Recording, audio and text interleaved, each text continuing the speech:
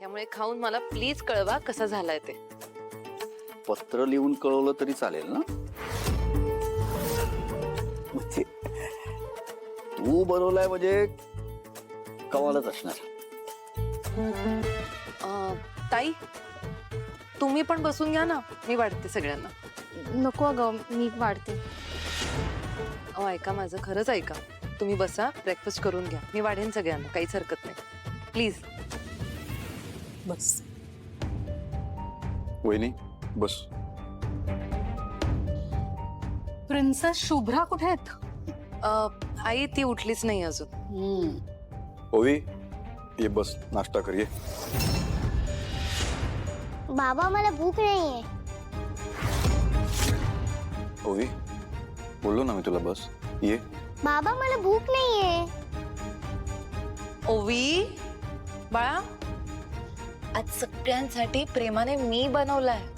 मग माझ्यासाठी खाशील ना थोडं प्लीज? खाशील ना?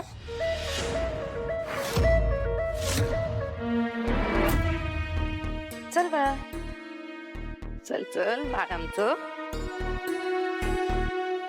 बस.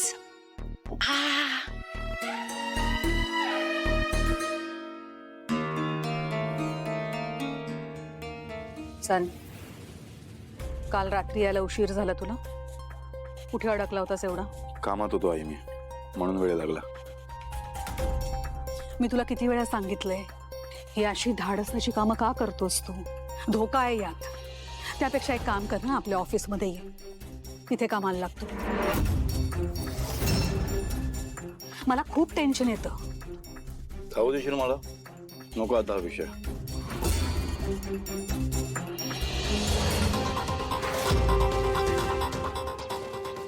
काकू नको मला.